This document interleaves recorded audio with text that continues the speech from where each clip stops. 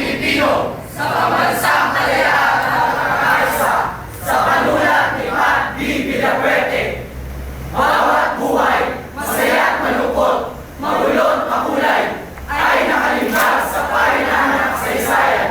Mula sa pagkakasilang patungo sa kamusmusan, maging sa paglaki hanggang sa kamatayan. Isa-isahin ang buhay ng mga dakilang tao sa daigdig. Ng mga pahang, siyentipiko, manlalaliksik, o ng mga guro, doktor, abogado, o minister o tubig. Bawat isa ay pipiliin, may pangarap na nais makamit. Ang may luklok ang pangalan sa sintayong ng langit.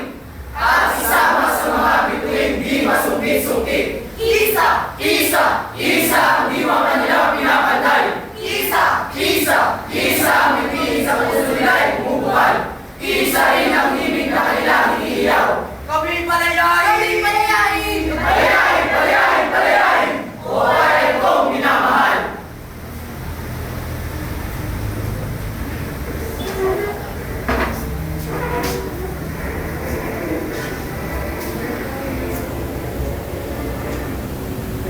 Oo nga pala. Bilang mo sila ng sariling bayan, may piring ang mga mata. May isa ng bibig, may gaps na ikala. Sila yung mga buhay, ngunit di humihinga. Sila ang larawan ng masang hinahamak. Lumuluha! Nagdurusa!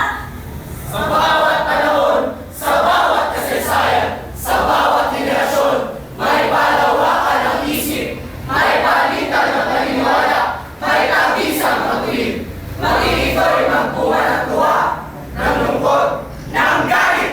Sila-sila'y nagtatakbo, kayo-kayo'y nagpapangkat, tayo-tayo'y nag-iisip, nagsusuri, bumabalakas. Isang diwa ng pasya, isang wika ang ginamit, wikang Pilipino, wikang mga Diyos, mga kabayan, mga tao, wikang naglalago sa isipang mga bansa, wikang naluluod sa damdaming mga lupa.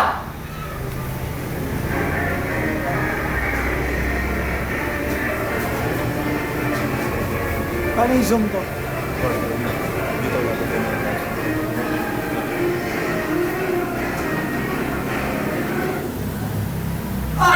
Paisa-isang bida. Paisa-isang bida, marami-raming labi, sama-samang tinig, gumugulong, sumasatsat, kumihiyaw, namamalig. Hanggang kailan? Hanggang kailan magdurusa? Hanggang kailan magtitiis? Ang iniibig kalayaan. Anak, anong ginawa niyo sa'yo? Katarungan! Wala kayong mga puso, pinatay niyo ang aking anak! Wala kayong mga kasensyang katarungan! Kalayaan, katarungan, katarungan, kalayaan!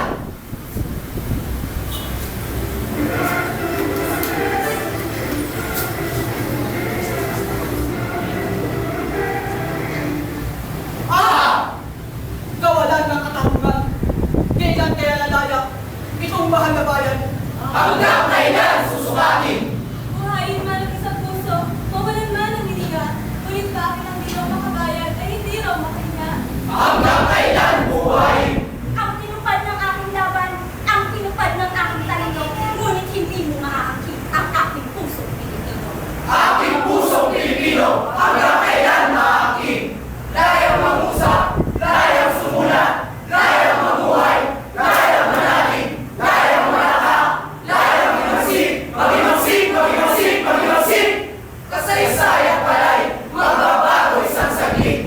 Sa dakong silangan, doon, doon, doon sa silangan, ang sikat ng araw, sumikat, sumikat, uminit, natin ang diwang kinalipin-higit. Ikaw ang pusong dapat di umiibig. Nagising na agad ang abong mga bisig. Bawat isa'y nagkaisang malandas sa daigdig. Ang mga mamaking sulat niya ay tindig. Sari-sari, Sari-sari mukha, sari-sari, magkakabalat, magkakadugo, magkakapatid. Sama-samang kumisig, magkakaisig, lakas at tumindig. lakas ng tao! Lakas sa bayan, lakas sa daigdig. Laban sa tirano, sa kahaman, sa mamanupin, sa mamanuli.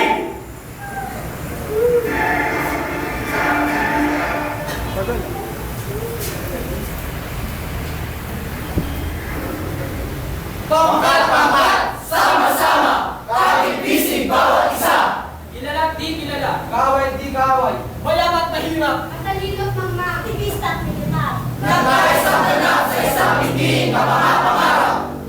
Profesional at di profesional. Manggagawa. Kawali. Guro. Pamamalakal. Estudyante. Skola! Tambay. Sundalo. Pulis. Writer. Pari! Magsasaka at magbubukid. Nagkais ang nagkasama, nagkasama, nagkaisa.